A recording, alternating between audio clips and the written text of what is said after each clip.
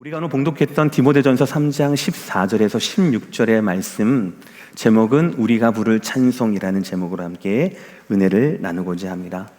지난 주일 말씀을 드리지 않을 수가 없습니다. 지난 주일은 우리 창립 45주년 감사 예배 그리고 또 임직식이 있었습니다. 두 분의 존경받는 원로 장로님들로 추대가 되셨고요. 13분의 새로운 임직자들이 세워지는 너무나 참 뜻깊고 가슴 벅찬 시간이었습니다. 개인적으로는 너무 은혜스러웠어요. 또 그 자리에 함께 할 수 있어서 얼마나 영광이었는지 모릅니다. 아마 참석하신 모든 여러분들이 저와 같은 마음이었을 겁니다.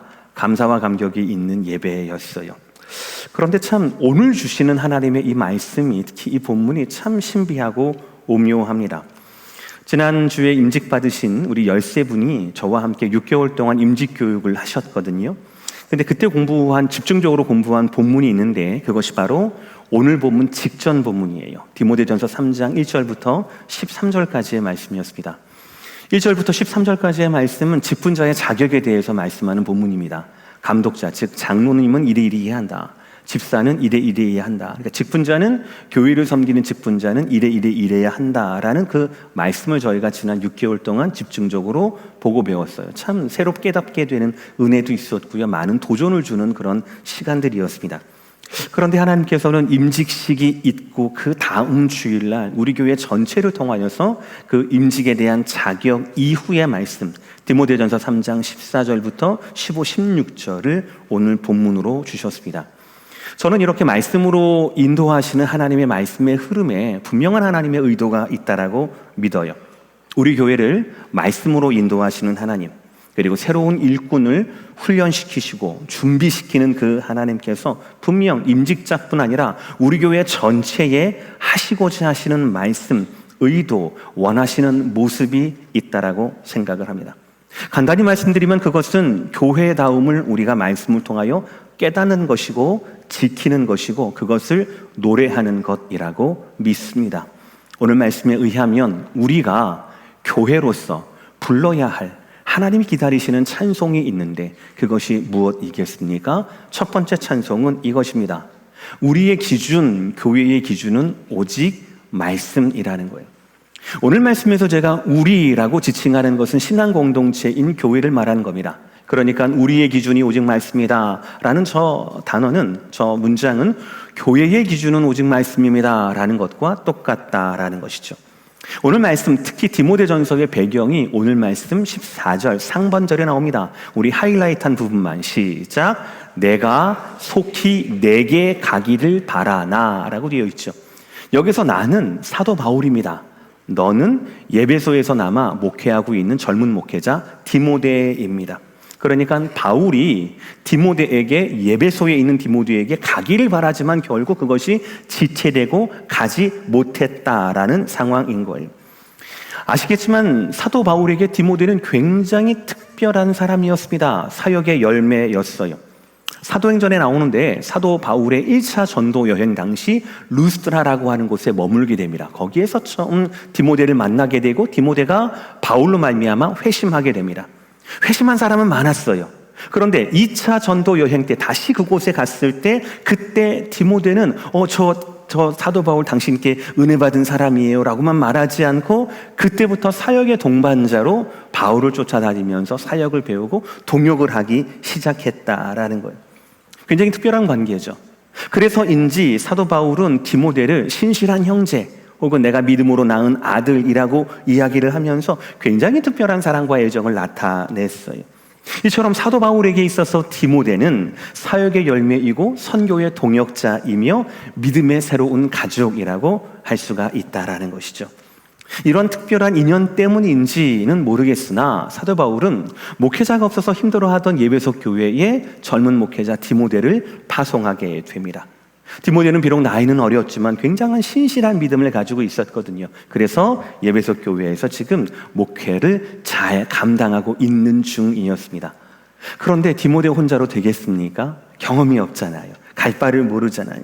뭐 지금처럼 뭐 이메일이나 카톡이나 전화가 있어서 물어볼 때마다 좀 어떻게 해야 됩니까? 어떻게 해야 됩니까? 그럴 때마다 뭐 이렇게 물어볼 수 있는 사람도 저 멀리 떨어져 있으니까 아마도 사도 바울은 에베소 교회에 디모데를 보내면서 가끔 자신이 왕래하거나 자신이 좀 어떤 팁을 줄 수 있는 그런 관계를 계획했을 것 같아요. 그런데 현실은 그렇지 못했던 겁니다.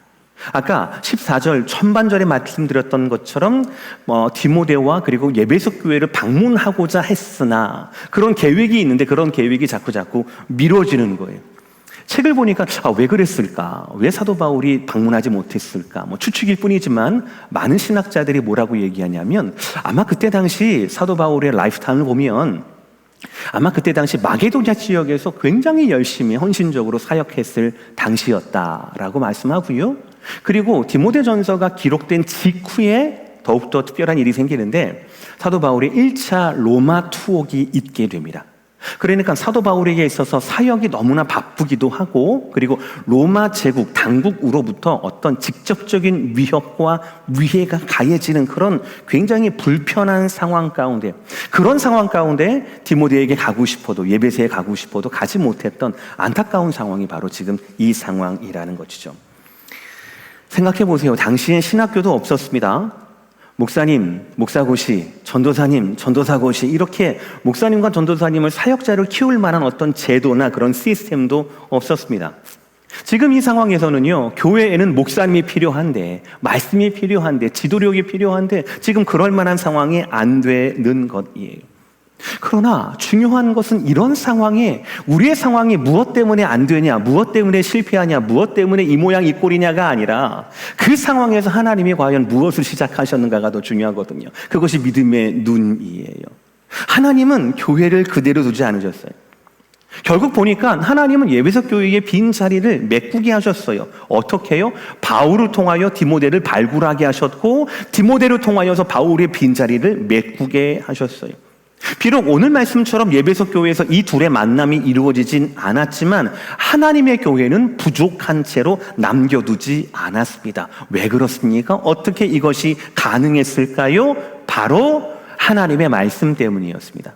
우리 다시 한번 읽어봅시다. 내가 속히 내게 가기를 바라나 이것을 내게 쓰는 것은 이것이 바로 디모데전서를 말하는 겁니다.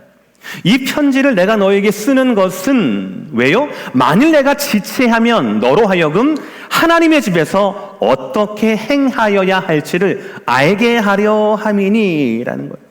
그러니까 하나님 말씀 성경의 기록의 목적이 분명한 겁니다. 내가 가지 못해 내 계획이 지체되고 내 계획이 어그러졌어. 나는 너에게 가기를 원하지만 하나님은 나를 옥으로 이끄셨어 라고 하는 이런 상황이 우리 가운데 악화가 되지만 하나님은 하나님의 사람을 하나님은 하나님의 교회를 그대로 두지 않는다라는 거예요. 말씀을 통하여서 디모데 너로 하여금 하나님의 집에서 어떻게 행하여야 할지를 알게 하려고 내가 말씀을 하나님의 감동으로 기록하고 있다라는 것이에요.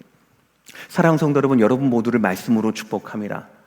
여러분 개인이 어떠한 직분을 받으셨더라도 여러분 개인이 가정에서 우리 교회에서 아니면 교회 밖에서 어떠한 사명과 사역의 위치에 있다 하더라도 그 부르심은 하나님의 말씀에 의한 것이어야만 한다라는 거예요. 하나님의 말씀에 의한 것이어야 합니다.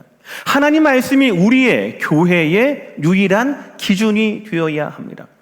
오늘 본문의 에베소 교회처럼 1세대 목회자인 바울이 자리를 비워도 차세대 목회자인 디모데가 나이가 어려도 그리고 그 교회를 방문하고자 했던 바울의 계획이 어그러진다 하더라도 하나님은 하나님의 교회를 하나님의 말씀으로 지키신다라는 진리예요. 이것을 우리가 믿는다라면 눈앞에 펼쳐진 이런 상황들 기다리는데 바울이 왜 안 오는 거야? 저 젊은 디모데에게 교회를 맡겨서 되겠어? 이런 상황들에 놀라거나 불평하면 되지 않는다라는 거예요. 왜요? 하나님은 하나님의 교회를 사람이 아니라 말씀을 통하여서 인도하시거든요. 말씀을 통하여서 부족하지 않게 이끄시기 때문입니다. 한 걸음만 뒤로 물러가서 그 상황에서 한 걸음만 뒤로 물러가서 이 상황 가운데 섭리하실 하나님의 섭리를 믿는 넓은 마음으로 믿음의 눈으로 바라보게 된다면 우리가 계속 들어왔던 그 말씀 반석에서 물을 이끌어내실 하나님의 그 말씀의 인도하심이 우리의 믿음의 귀를 울릴 것이라는 것이지요. 광야 가운데에서도 살 길로 인도하시는 하나님의 부르심과 이끄심을 저와 여러분이 볼 수가 있을 것이라는 겁니다. 사랑하는 성도 여러분, 기억하시길 바랍니다.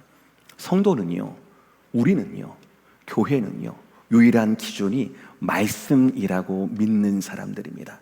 말씀이 이끄는 곳이라면 홍해에도 길이 있으며 광야에도 물이 있다라고 믿고 나아가는 자들이 바로 저와 여러분의 우리 교회의 정체성이라는 거예요. 이것을 잃지 마시고 노래할 수 있는 우리 모두가 되시길 주의 이름으로 축복합니다. 두 번째 말씀, 우리의 노래는 이것입니다. 다 함께 따라할까요? 시작. 우리는 공동체입니다.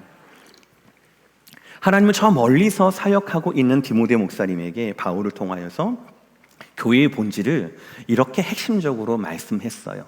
15절 하반절 다 함께 시작. 이 집은 살아계신 하나님의 교회요 진리의 기둥과 터니라. 그러니까 교회가 집이라는 거예요. 여기서 제일 중요한 단어는 집이라는 단어입니다. 이것을 헬라어로 오이코스라고 얘기하는데 이것은 두 가지 큰 개념이 있습니다. 하나는 바로 뭐냐면 패밀리, 가정을 말하는 것입니다. 가족의 모임으로서, 가족으로서의 집이고요. 두 번째는 빌딩, 그러니까 하우스라고 얘기하죠. 건물로서의 집인 거예요. 그러니까 우리는 두 가지를 다 알아야 해요. 그 중에 첫 번째는 뭡니까? 우리는, 교회는 살아계신 하나님의 가족이라는 것이에요. 이걸 믿으십니까, 여러분들? 자, 믿으시면 우리 가족끼리 인사 한번 합시다. 사랑합니다. 3번. 시작. 사랑합니다. 사랑합니다. 사랑합니다. 물론 한인 가정들은 사랑은 하지만 표현은 안 해요. 그래서 문제이긴 하지만 우리는 살아계신 하나님의 가족이라는 거예요. 보통의 가족은 결혼으로 시작된 혈연 관계이지요. 그러나 교회는 다릅니다.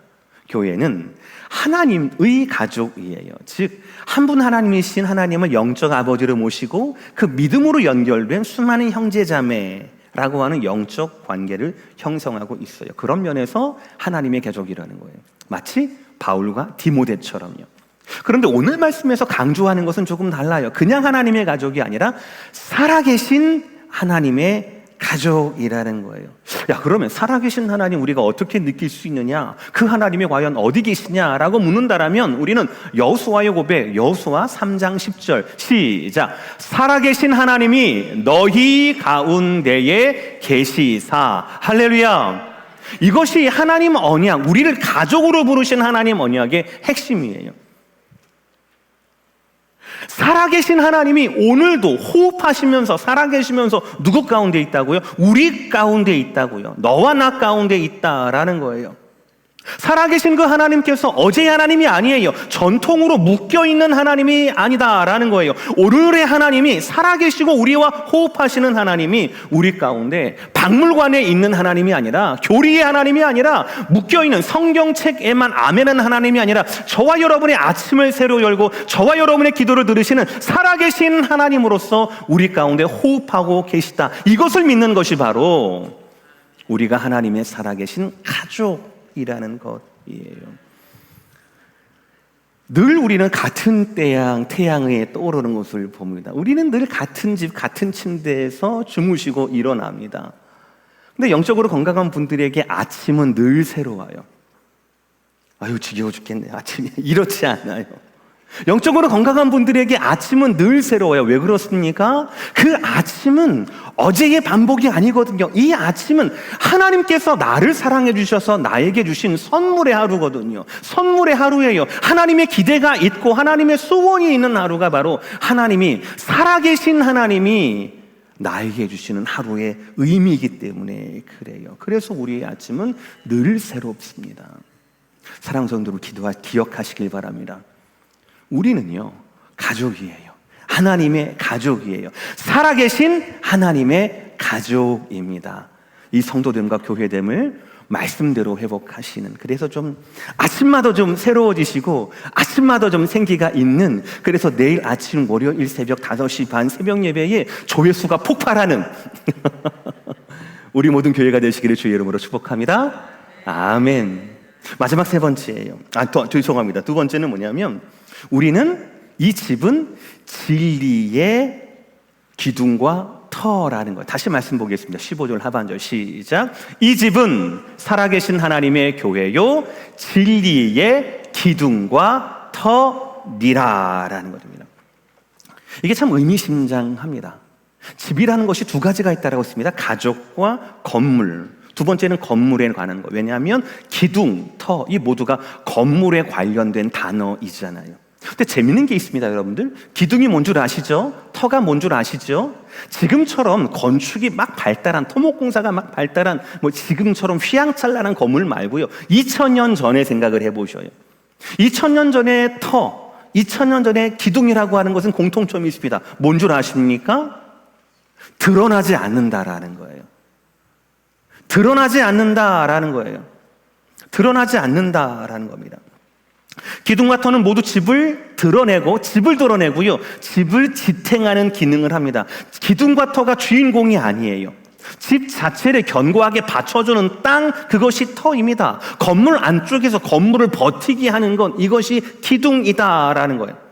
여러분, 제가 방금 좀 1대지에서 우리의 유일한 기준은 하나님 말씀이 되어야 한다라고 했어요. 상황에 놀라지 말아야 한다라고 말씀을 드렸습니다. 마찬가지로 저와 여러분이 우리의 교회가 드러내야 할 유일한 진리는 우리가 아니에요. 기둥을 위한 집이 아니에요. 터를 위한 집이 아닙니다. 집을 위한 기둥, 집을 위한 터가 되어야 합니다.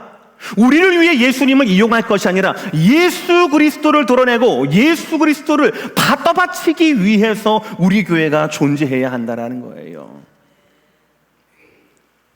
우리의 전통에 대해서, 아름다움에 대해서 감사할 수는 있지만 이것이 저와 여러분의 자랑거리가 되어서는 안 됩니다. 예수님보다, 복음보다 우리가 이 교회를, 전통을, 이 건물을 자랑해서는 안 된다. 그것은 진리의 기둥, 진리의 터라고 하는 말하고 안 맞는 말이다라는 거예요. 우리는 어떻게 해야든 진리 되신 예수님을 떠받들어야 합니다. 그분을 우리는 드러내야 합니다. 여기에 실패한 교회는 모든 것에 실패한 교회가 되고 말 거예요. 예전에 제가 유튜브를 통하여 어떤 목사님의 인터뷰, 간담회를 제가 본 적이 있습니다. 영국 브리스톨에서 목회하시는 칼 목사님이라는 분과 아마 제가 보기에는 그 영국에서 유학하시는 한인 목사님들 간의 그 대담이었던 것 같아요, 분위기가. 한국 목사님이 이렇게 질문합니다. 아니 목사님, 어떻게 그렇게 위대했던 영국의 교회가 그렇게 급속도로 쇠퇴하게 되었습니까? 라고 물어봐요. 제가 설교 시간에 자주 인용을 한 존 스토트 목사님이나 로이드 존슨 목사님이 100년 전, 200년 전, 300년 전 분이 아니거든요. 몇십 년 안 됐거든요. 그리고 지금 근 10년 동안 영국에서 철거된 교회 건물이 2,000개가 넘는다라고 이야기를 합니다. 그러니까 그렇게 질문을 가질 수밖에 없죠. 그랬더니 칼 목사님이 진심으로 목사님들한테, 한국 목사님들께 충고를 합니다. 절대로 영국 교회가 했던 대로 하시면 안 됩니다. 영국 교회는 떠나가는 성도들을 붙잡기 위해서, 젊은이를 다시 교회로 불러들이기 위해서 그들이 좋아할 만한 메시지를 전하기 시작했다라는 거예요. 마치 복음에 물을 타듯이 그들의 마음에 맞는 이야기를 해주었고 성경이 말씀하는 복음을 가르치지 않았다라는 것이, 교회의 생각에는, 세상 사람들의 생각에 교회가 동의를 해주면 그들이 교회 가운데 호의적으로 돌아와서 마음을 열어줄 것이라고 기대했지만 그것은 완전히 잘못된 생각이었다. 우리는 복음을 가르쳐야 했고 전해야 했고 복음을 지켜야 했습니다. 지금 무너져가고 있는 영국 교회의 모습은 하나님의 말씀을 잃어버린 결과입니다라는 것이죠. 저는 이 자료를 설교에 인용을 하고 이렇게 좀 업데이트를 하면서 이것을 조금 더 더블 체크할 이유가 있었어요. 요즘 현대에는 좀 어떤가? 지금도 과연 영국 교회가 그런가? 그래서 우리가 파송한 제프킨 목사님, 영국 웨일즈에서 선교하고 계시는데요. 그분께 연락을 드렸습니다. 카톡으로 연락을 드렸고 요즘 영국의 상황이 어떻습니까? 라고 여쭤봤어요. 그랬더니 돌아온 대답은 더욱더 절망적이라는 거예요. 목사님 소속된 웨일즈 교단에서 앞으로 20년간 이 웨일즈 지역의 교회가 과연 어떻게 될 것인가 라는 것을 전문기관에 컨설팅을 맡겼다라고 합니다. 그랬더니 아주 어두운 결과가 나왔대요. 더 나아질 것이 없을 거다라는 것입니다. 그리고 목사님 말씀하시기를 더욱더 안타까운 것은 현재에도 대다수의 교회가 대다수의 교단들이 하나님의 진리인 우리가 드러내야 할 복음에 사역하지 않고 구제 사역에 집중하고 있다라고 하는 안타까운 소식을 저에게 말씀해 주셨습니다. 아닙니다. 그래서는 안 됩니다. 교회는 교회를 자랑해서는 안 됩니다. 기둥이 기둥을 위해서 있습니까? 집을 위해 있습니까? 집이 없는 터가 무슨 소용이 있겠습니까? 교회는 진리의 기둥이요 진리의 터가 되어야 합니다. 교회는 온전히 큰 교회이든 작은 교회이든 어떠한 교회이든지 간에 그 집인 예수 그리스도의라는 진리를 드러내고 그 진리를 떠받쳐야 하는 것이 바로 교회의 역할이라는 것이지요. 사랑하는 성도 여러분, 제가 왜 영국 교회 이야기를 했습니까? 우리가 문화를 보고 세계를 보면 이렇습니다. 흐름이 있어요. 한국은 미국을 쫓아가게 되고 또 미국은 유럽을 동경하고 있어요. 그것이 역사적인 흐름입니다. 문화적인 흐름이에요. 그러나 그렇다 하더라도 그 길이 반드시 옳다라고 말할 수는 없습니다. 지금의 유럽이 100년, 200년 전처럼 어떻게 세계의 철학과 지성을 유도한다, 이끈다라고 말할 수가 있겠습니까? 세계의 운명을, 우리의 자녀들의 운명을 하나님 말씀을 떠난 그들에게 맡길 수는 없는 일이지요. 사랑하는 성도 여러분, 하나님 말씀을 들으십시오. 저와 여러분이 살 길은 교회다움을 회복하는 것입니다. 전통에 갇힌 교회가 아니라 오늘도 살아계신 하나님의 가족으로서의 교회, 오늘도 살아계신 하나님의 아들로 자녀로서의 교회, 또한 진리이신 예수 그리스도를 더욱더 드러내고 떠받치는 예수님의 기둥, 예수님의 터가 되는 그런 교회가 저와 여러분이 회복해야 할, 또 불러야 할 노래이고 찬송이라는 것입니다. 믿으십니까, 여러분들? 마지막 세 번째는 우리는 복음 진리를 드러내야 한다라는 것이에요. 우리 다 함께 힘차게 3장 16절 말씀 마지막 구절인데 다 함께 있습니다. 시작. 크도다 경건의 비밀이요 그렇지 않다 하느니 없도다.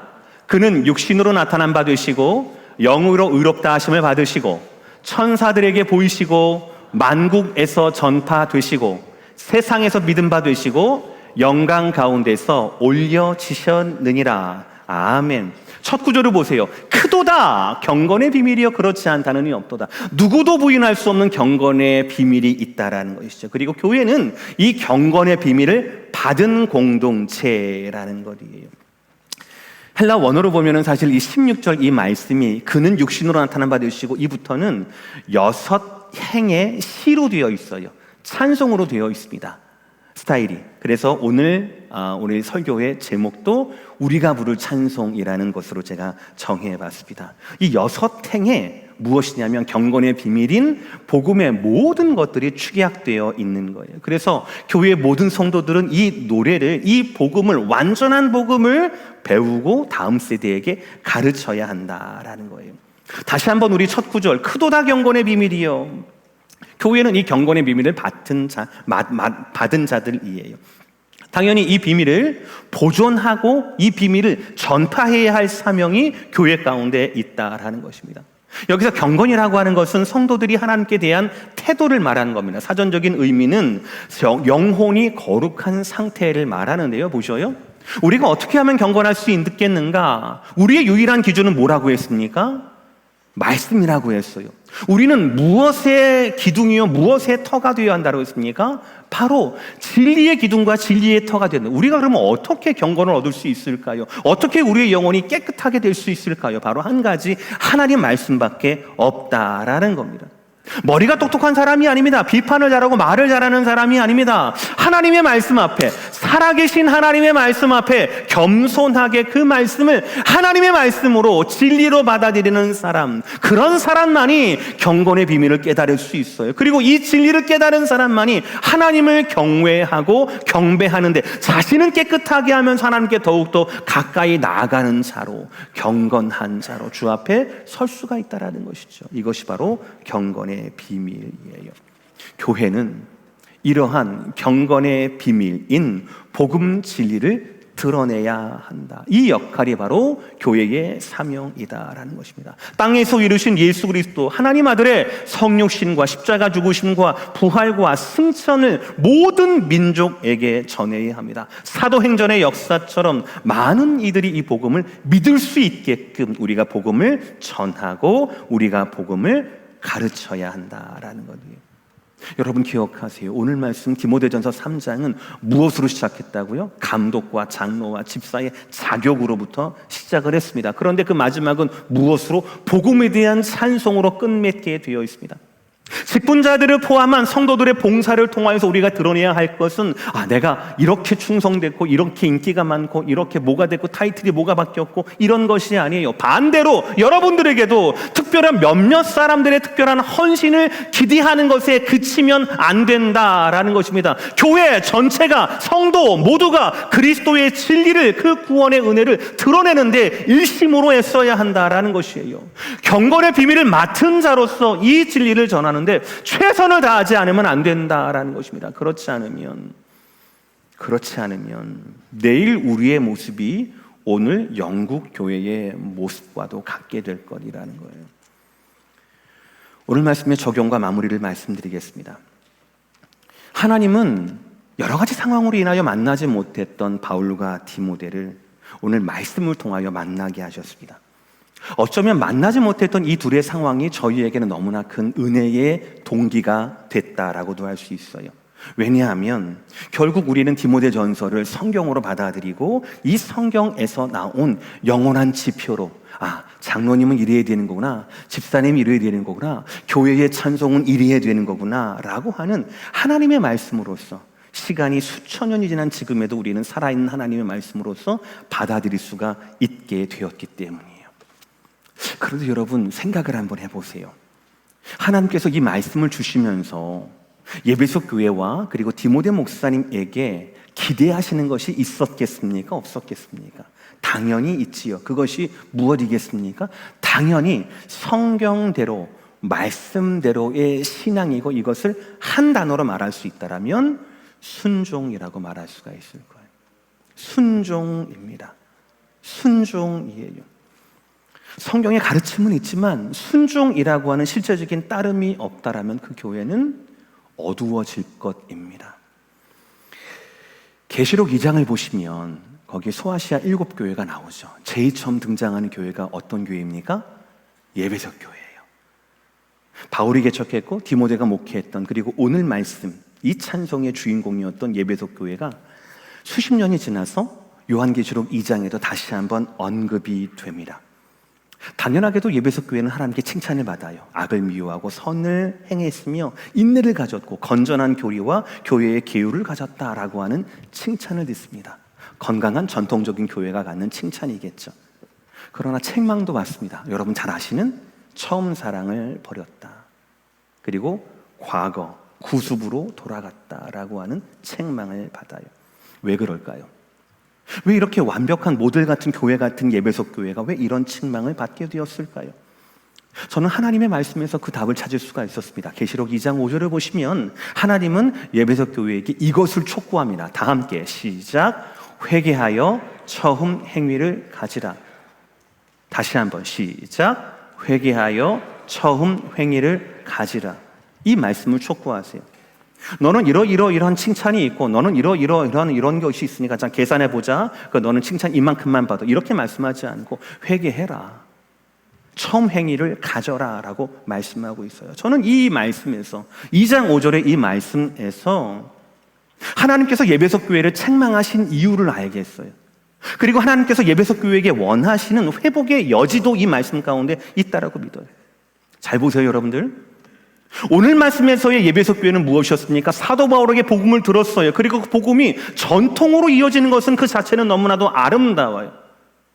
그런데 그냥 그대로 수십 년이 지나고 난 후에 계시록의 예배석 교회처럼 첫사랑을 잃어버리고 그냥 전통만 남아있다라면 안 된다라는 것입니다. 그럼 그것을 어떻게 막습니까? 말씀처럼 회개해야 합니다. 복음에 대한 심령의 회개와 더불어서 첫 행위, 복음에 대한 순종의 행위가 있어야 한다라는 거예요. 살아계신 하나님 앞에서 어제의 행위가 아니라 오늘의 행위와 오늘의 순종으로 복음에 대한 감격인 회개와 더불어서 복음에 대한 행위인 순종으로 오늘 하나님 앞에 오늘의 순종으로 주 앞에 나아가야 한다라는 것이죠. 그렇지 않다라면 어느 교회라도 계시록의 예배소 교회처럼 물론 칭찬도 있지만 하나님의 마음이 안타까움을 더하는 책망의 이유가 될 수 있다라는 것이죠. 사랑하는 성도 여러분, 오늘 디모데전서에 나오는 이 예배소 교회가 수십 년이 되지 않아서 계시록에 회개하여 처음 행위를 가지라라는 책망의 주인공이 되었음. 이 두 교회가 같은 교회라고 하는 것을 잊지 말아 주십시오. 그러면 어떻게 해야 우리가 이것을 막을 수가 있겠습니까? 어떻게 해야 전통도 있지만 오늘도 살아있는 하나님 앞에서 칭찬만 받는 그런 교회가 될 수 있겠는가? 유일한 기준인 하나님의 말씀을 붙들어야 하며 그 진리를 드러내는 공동체가 되어야 합니다. 그리고 그 진리를 따르는 순종의 발걸음이 필요할 것입니다. 그래서 진리의 부르심을 따르는 순종, 이것이 바로 저와 여러분 모두가 불러야 할 찬송이라는 것이지요. 사랑하는 성도 여러분, 지금까지도 그래왔지만 앞으로도 우리 교회는, 여러분 모든 성도는, 우리의 EM과 우리의 교육부서는 오직 한 가지, 예수만 드러내고 예수만 자랑하고 예수만 붙잡는 저와 여러분 모두가 되시기를 주의 이름으로 축복합니다.